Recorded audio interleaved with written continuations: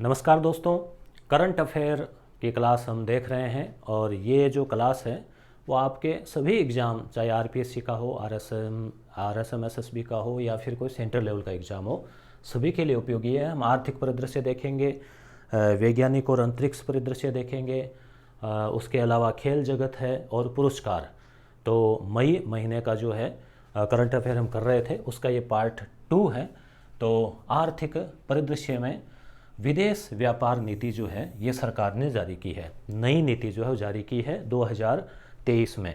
तो ये सामान्यतः क्या होता है कि 5 साल के लिए जो है वो जारी की जाती है। तो 23 है, 24, 25, 26, 27, 28, 5 साल के लिए। इससे जो पिछली जो नीति थी वो 2015 से 20 5 साल के लिए जारी की गई थी और 3 साल जो है उसका एक्सटेंशन किया था, उसको आगे बढ़ाया था।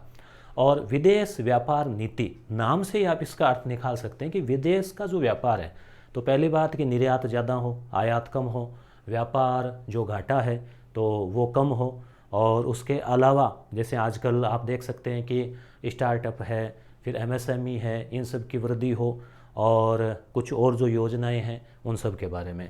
तो 1 अप्रैल 2023 नए वित्तीय वर्ष को जो है ये लागू की गई और अवधि 5 वर्ष है। अब लक्ष्य जो है, लक्ष्य पे आप नज़र डाल लीजिए। अंग्रेजी में इसको FTP, फॉरेन ट्रेड पॉलिसी, विदेश व्यापार नीति। तो इसमें देखो लक्ष्य में एक तो निर्यात संवर्धन, कि भी निर्यात जो है वो बढ़ाना और उसको सुगम करना, आसान करना। दूसरी चीज़ है व्यवसाय करने की सुगमता। कोई भी व्यक्ति अपना बिजनेस करना चाहे, काम करना चाहे, चाहे विदेश का हो चाहे भारत का हो, तो उसको जैसे सिंगल खिड़की है, ईज ऑफ डूइंग बिजनेस है, कारोबार लागत में कमी और ई पहल। सारा काम आजकल ऑनलाइन हो रहा है, आपको कहीं जाने की ज़रूरत नहीं है, किसी ऑफिस में चक्कर काटने की ज़रूरत नहीं है। ऑनलाइन आप कंपनी का रजिस्ट्रेशन वगैरह सब करवा सकते हैं। MSME, micro small medium enterprises है, इनके लिए जो आवेदन शुल्क है वो उसको 50 से 60% कम करना। ये जो है विदेश व्यापार नीति है, इसके लक्ष्य है। ये आपके कहाँ काम आएगा? ऑब्जेक्टिव क्वेश्चन बन सकता है कि कब बनाई गई? 2023। अवधि क्या है? 5 साल है। कौन सा इनमें से इसका लक्ष्य नहीं है, तो थोड़ा सा कॉन्सेप्ट क्लियर हो। या फिर जैसे यहाँ तक कि मुख्य परीक्षा है जैसे आरएस, उसमें भी ये चीज़ें जो है आप काम में ले सकते हो, क्वेश्चन आ सकता है। आर्थिक परिदृश्य है, आप इसको समझेंगे तो अर्थव्यवस्था की समझ आपकी विकसित होगी। भारतीय मुद्रा में अंतर्राष्ट्रीय व्यापार को बढ़ावा देना।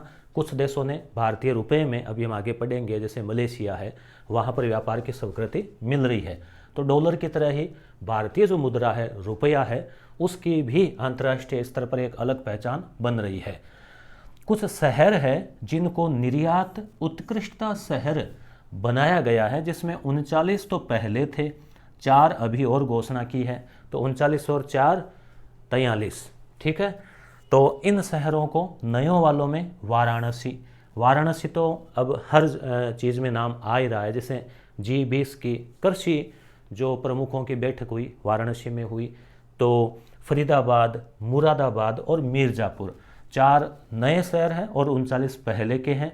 इनको उत्कृष्ट शहर निर्यात के मामले में बनाया जाएगा। 2500 करोड़ खर्च करने की योजना है ये। इस योजना के ऊपर 2030 तक $2 ट्रिलियन निर्यात का लक्ष्य है। कुल अर्थव्यवस्था का लक्ष्य कितना है याद आ रहा होगा आपको? 5 ट्रिलियन का है शायद। तो 2 ट्रिलियन निर्यात का लक्ष्य जो है वो, और 2024 तक का था वो 5 ट्रिलियन का। ई कॉमर्स आजकल आपको पता है ऑनलाइन आप सामान मंगवाते हैं, तो उसको विवेकपूर्ण बनाना, जिलों को निर्यात हब, डिस्ट्रिक्ट एक्सपोर्ट हब के रूप में बनाना, और ईच वन टीच वन, यानी सभी को, ऐसे जो व्यवसायी है, व्यापारी है, उनको प्रशिक्षण देना, स्टार्टअप वगैरह है वो। तो ये सारे किसके लक्ष्य है? नई व्यापार नीति, विदेश व्यापार नीति FTF के लक्ष्य है। उड़ान। अब उड़ान से पता चल रहा है, उड़ान है मतलब हवाई जहाज का सफ़र है। उड़े देश का आम नागरिक, उड़े देश का आम नागरिक 5.0, यानी कि देश का आम नागरिक उड़े। कैसे उड़ेगा? ऐसे हवा में बातें करके नहीं उड़ के, बल्कि हवाई जहाज में बैठ के उड़े। आप कमेंट करके ज़रूर बताएं अगर आपने कभी हवाई सफ़र किया है तो। मुझे तो 2-1 साल पहले मौका मिला था, बेंगलोर का किया था, जयपुर से बेंगलोर।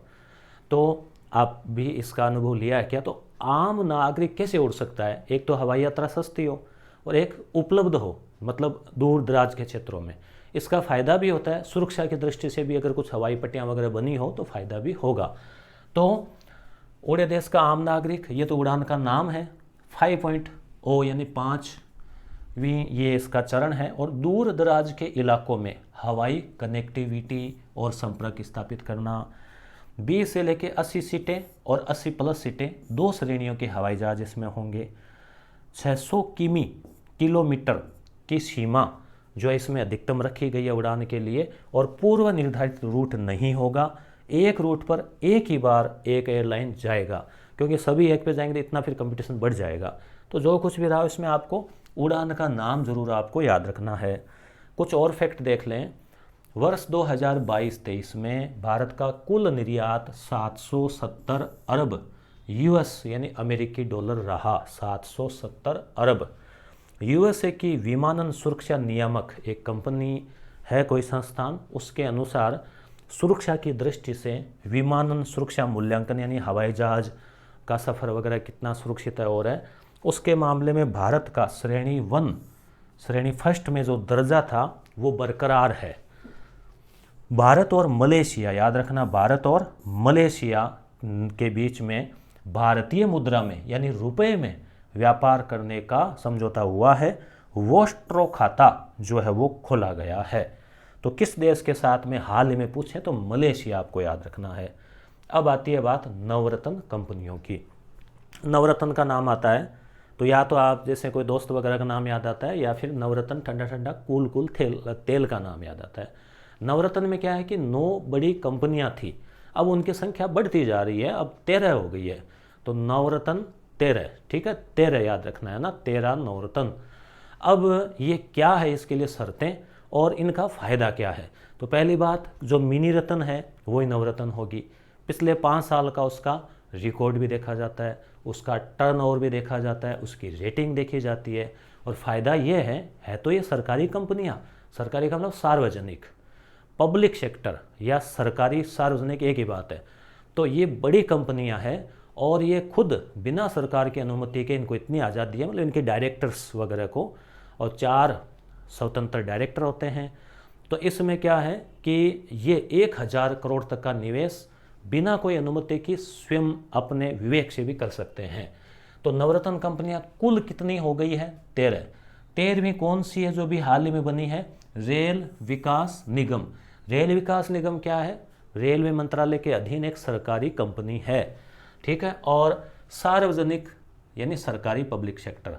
शर्तें क्या है भाई नवरत्न के लिए? तो नवरत्न के लिए 4 स्वतंत्र निदेशक। देखो नवरत्न 9 है ना, तो पहले 4 की संख्या फिर 5 की संख्या। 4 स्वतंत्र डायरेक्टर हो, मिनी रत्न का उसको दर्जा मिला हुआ हो। मिनी रत्न से छोटी है तभी तो नवरत्न बनेगी। और पिछले 5 सालों में उत्कृष्ट रेटिंग हो, नेटवर्थ, शुद्ध लाभ, उत्पादन लागत, सेवा लागत आदि में उसका स्कोर अच्छा हो, 60 प्लस हो, वो 100 की स्कोरिंग है उसमें। अब नवरत्न का फ़ायदा क्या है? तो ये इकोनॉमी के दृष्टि से आपके टॉपिक तैयार हो रहा है, कहीं भी काम में आ सकता है। तो एक तो निवेश जो है वो, और संयुक्त उद्यम है उसकी स्थापना में अधिक स्वायत्तता, मतलब और आज़ादी उसको मिल जाती है कंपनी को सरकार की तरफ से। दूसरा, केंद्र सरकार की मंजूरी के बिना भी 1000 करोड़ तक का निवेश किया जा सकता है, या फिर जो नेट वर्थ है उसका 15% निवेश किया जा सकता है। नेट वर्थ क्या होती है कमेंट करके बताएं, देखें आप में से। नवरत्न कंपनियां, अभी 13 जो नवरत्न कंपनियां हैं, जिसमें एक तो आपको हाल ही में याद हुई है अभी कि जो भारतीय रेल निगम जो है वो अभी हमने देखा ना, इसमें जो अभी जुड़ा है रेल विकास निगम, ठीक है। तो अब 13 जो है कंपनियां वो कौन कौन सी है?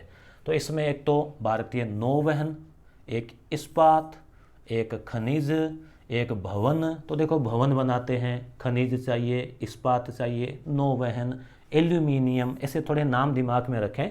कई बार बैंकिंग वगैरह के एग्जाम में या इकोनॉमी संबंधी क्वेश्चन में, RS परी वगैरह में ऐसे क्वेश्चन पूछ लिए जाते हैं कि कौन सी नवरत्न कंपनी नहीं है। तो देखो भवन हो गया, खनिज हो गया, इस्पात हो गया। घर में क्या क्या चीज़ें भवन बनाते समय से आप ट्रिक से याद रख लो। नौवहन हो गया, एल्यूमिनियम हो गया। अब थोड़ी हवा की बातें कर लो, एरोनॉटिक्स, हिंदुस्तान एरोनॉटिक्स लिमिटेड। फिर इंजीनियर भी चाहिए घर बनाने के लिए, ठीक है, और फिर इलेक्ट्रिक भी चाहिए। तो इसे आप ट्रिक से, एक भवन से ही जोड़ के आप कई चीज़ें याद रख सकते हो। MTNL महानगर टेलीफोन निगम लिमिटेड, भारतीय कंटेनर, NLC और पावर फाइनेंस कॉरपोरेशन। तो जो है ये जो चीज़ है कंपनियां वो है इसमें। अब जो एक OIL भी है। UIDAI क्या है? अगला फैक्ट, भारतीय विशिष्ट पहचान प्राधिकरण, जो आधार कार्ड वगैरह का पंजीयन करवाता ना, ने टच लेस बायोमेट्रिक, टच करने की जरूरत नहीं है, सामने आ गए बस। मोबाइल से भी होता है ना आजकल, मोबाइल में फेस रीडिंग से चेहरा खुलता है, वो लॉक खुलता है। तो टचलेस बायोमेट्रिक कैप्चर का विकास कर रहा है। किसके साथ समझौता किया है? IIT बॉम्बे के साथ में समझौता किया है। इकोनॉमिक का ही है रिफ्लेक्शन, हालांकि रिफ्लेक्शन का अर्थ होता है प्रतिबिंब। तो ये के लेखक कौन है? तो नारायण बाघुल, बैंकर है ये महाराष्ट्र के। तो इसको ट्रिक से कैसे याद रखेंगे? रिफ्लेक्शन में प्रतिबिंब।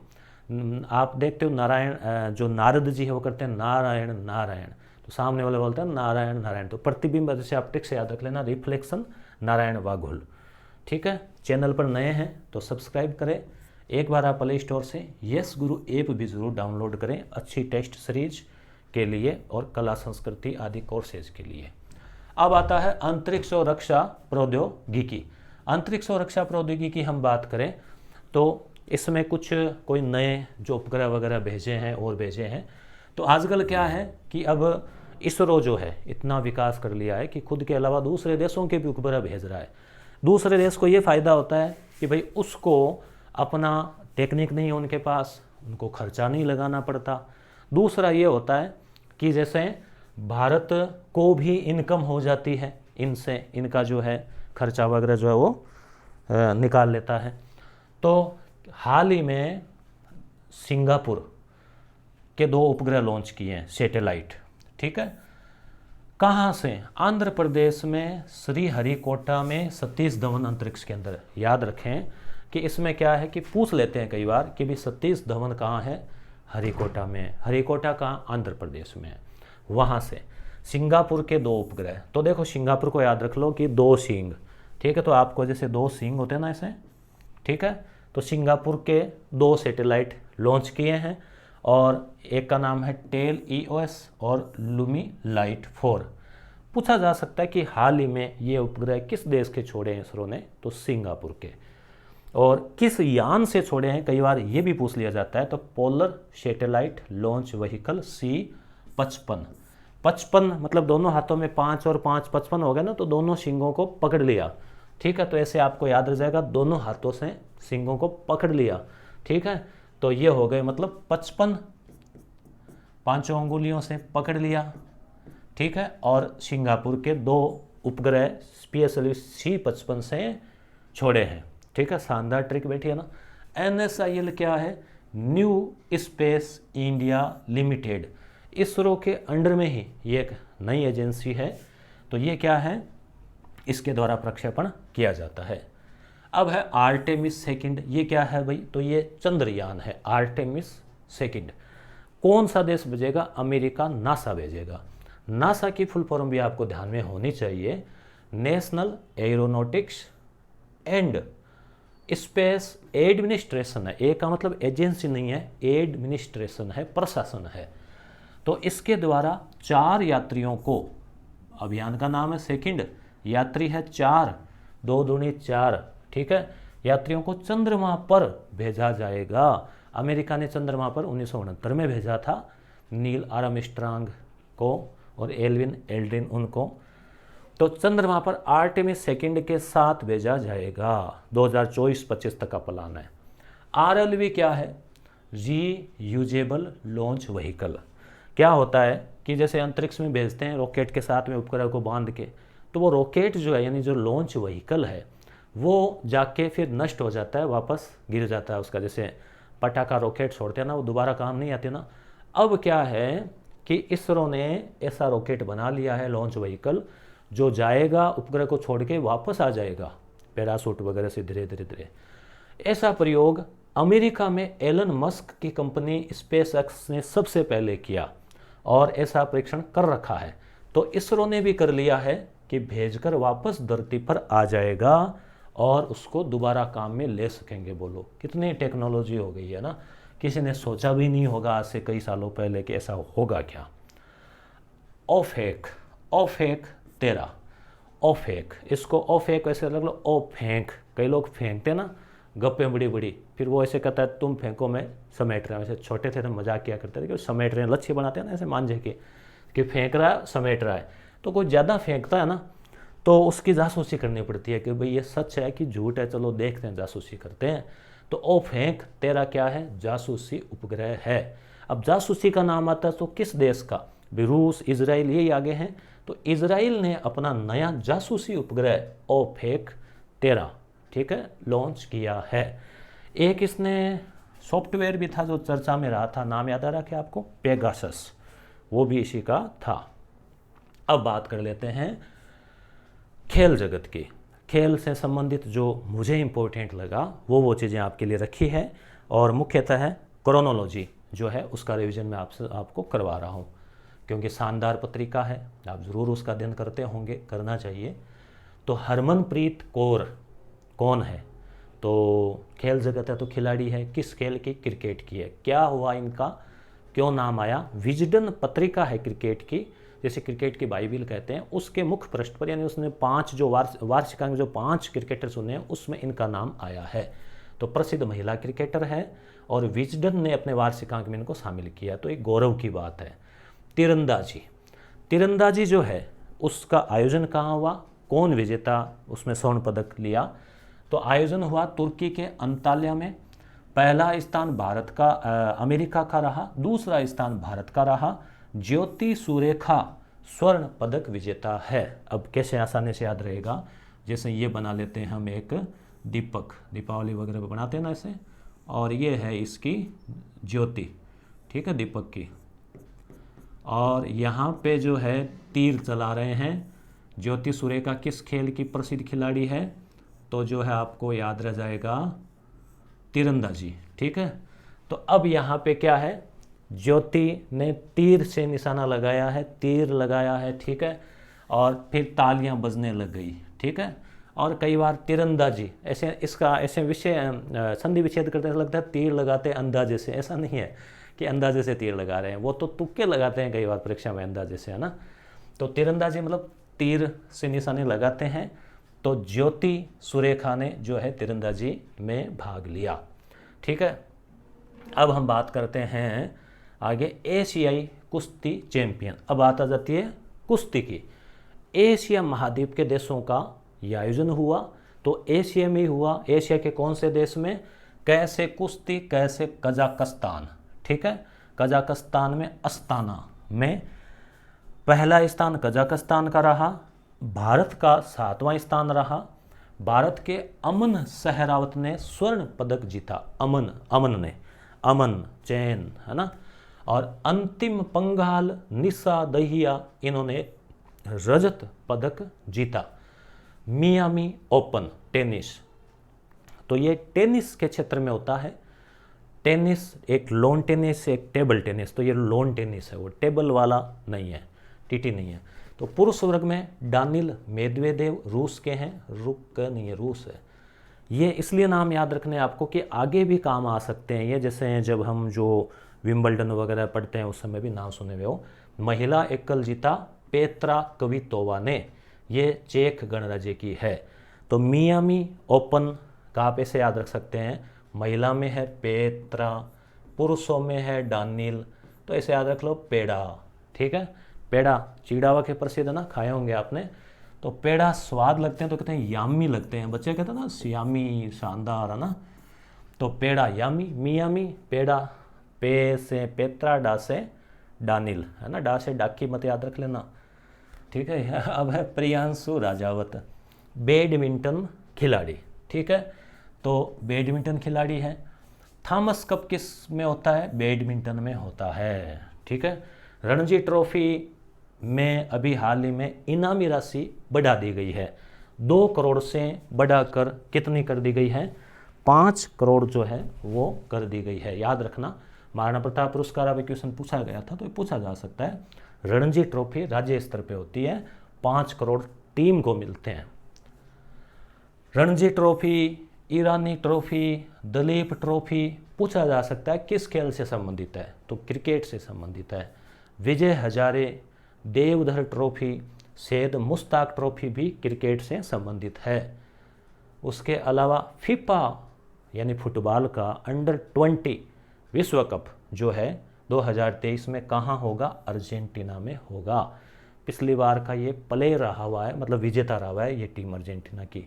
डी गुकेश किस खेल के हैं, डी गुकेश, तो ये है शतरंज के। लुइस हैमिल्टन किसके प्लेयर है, तो ये है फार्मूला 1 रेस के। तो ये हमने खेल जगत की महत्वपूर्ण बातें देखी। अब हम देख लेते हैं कुछ महत्वपूर्ण पुरस्कार।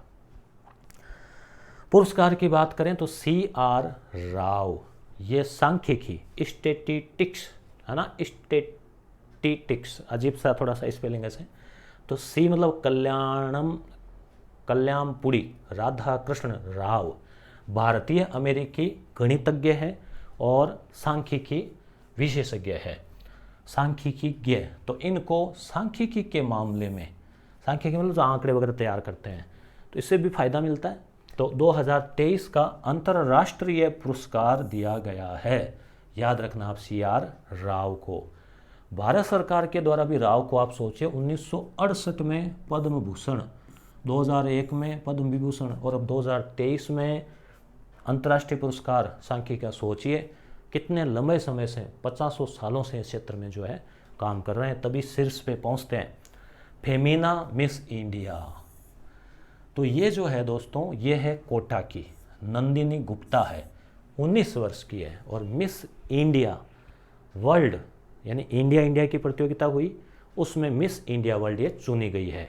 ठीक है, अब क्या है, ये प्रतियोगिता का आयोजन हुआ था इम्फाल मणिपुर में। पूरे भारत की जो प्रतियोगी आई यहाँ पे और उसमें ये चुनी गई है।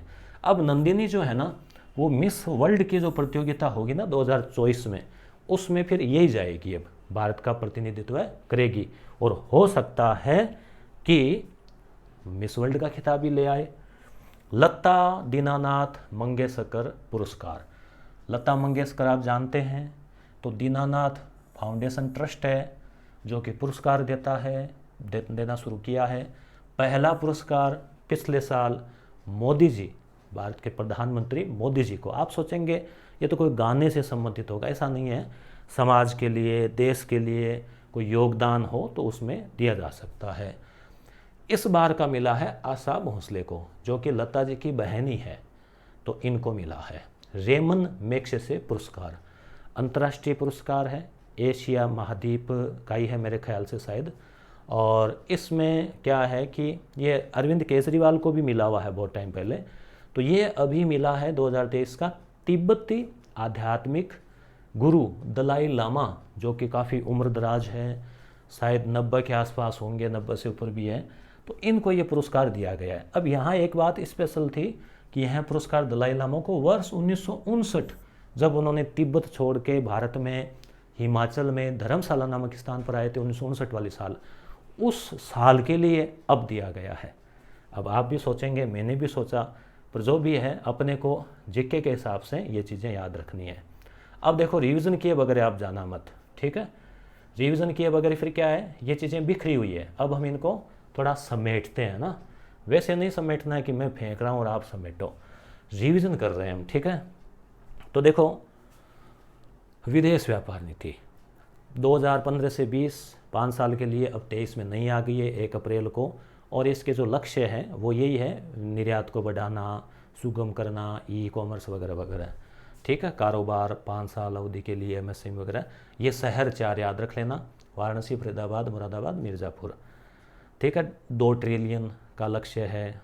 उड़ान, उड़े देश का आम नागरिक, ठीक है। सरल सस्ती सेवा, और 770 अरब निर्यात रहा है। श्रेणी 1 में भारतीय विमानन है। अब मलेशिया के साथ में रुपए में व्यापार होगा। नवरत्न कंपनियां अब 13 हो गई। रेल विकास निगम, इसमें इसका नाम नहीं आया क्या, वो देखेंगे, चलो। 4 स्वतंत्र निदेशक हो और 5 साल की अच्छा अनुभव, वो उत्कृष्ट और वगैरह मिनी रत्न हो। और फ़ायदा ये है कि 1000 करोड़ तक का निवेश कर सकते हैं। नवरत्न कंपनियां 13 है, जिसमें आप इस्पात, एल्यूमिनियम और भवन और खनिज, ऐसे आप 4-5 एक नाम याद रख सकते हो, एमटीएनएल वगैरह। UIDAI ने IIT बॉम्बे के साथ में समझौता किया है, रिफ्लेक्शन नारायण नारायण, ठीक है। अब है अंतरिक्ष व रक्षा प्रौद्योगिकी। इसरो ने सिंगापुर दोनों हाथों से पकड़ लिए, PSLV C-55 2 सीइंग, ठीक है, 2 सैटेलाइट उपग्रह। ऑर्टेमिस सेकंड 2 दूनी 4 चंद्रमा पे 4 यात्री जा रहे हैं, नासा भेज रहा है। RLV जाके वापस आ जाए, नासा इसरो ने कर लिया है। ओ फेंक 13, ठीक है, तो ओ फेंक तो फेंक रहा है तो जासूसी करके देखो सही फेंक रहा है क्या, है ना। इजराइल राइल मतलब राइलो, है ना। खेल जगत हरमनप्रीत कौर क्रिकेट की है, विजडन पत्रिका ने दिया है। तीरंदाजी ज्योति सुरेखा ने तीर चला के गोल्ड मेडल ले लिया है ना। ऐसे ट्रिक्स आप याद रख सकते हो। और तालियां बजने, तालियां बजने लग गई।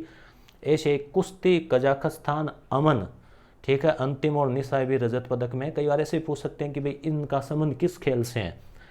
मियामी ओपन पेड़ा यामी, ठीक है, तो पे से पेत्रा वो डानिल पेड़ा और यामी मतलब मियामी में जो है इन्होंने बैडमिंटन टेनिस, ठीक है। और प्रियांशु बैडमिंटन के थॉमस का बैडमिंटन इनाम 2 से 5 करोड़ कर दिया। ये क्रिकेट की है, ये शतरंज के हैं, ठीक है। पुरस्कार में सियाराव को सांख्यिकी मिला है। और फेमिना मिस इंडिया अपने कोटा की नंदिनी है, ठीक है। और लता दीनानाथ कर पहला मोदी जी को और अब की बार आशा जी को, और रेमन मैक्से से दलाई लामा को। अब रिवीजन में 2-3 मिनट लगे, पर अब आपको ये लग रहा है कि अरे तो 2 मिनट का काम था, आधे घंटा लग गए, पर वो समझने में आधे घंटा लगे, रिवीजन में 2 मिनट लगे। अब दोबारा आप रिवीजन करोगे तो 5-7 मिनट में हो जाएगा। PDF टेलीग्राम पे भेज रखी है। पार्ट दूसरा हो गया है, 2 पार्ट में ये आगे के 2 और पार्ट में ये हम कंप्लीट कर देंगे। क्लास कैसी लगी? मुझे तो बड़ा आनंद आया पढ़ाने में, आपको भी आया होगा, कमेंट करके ज़रूर बताएं। धन्यवाद।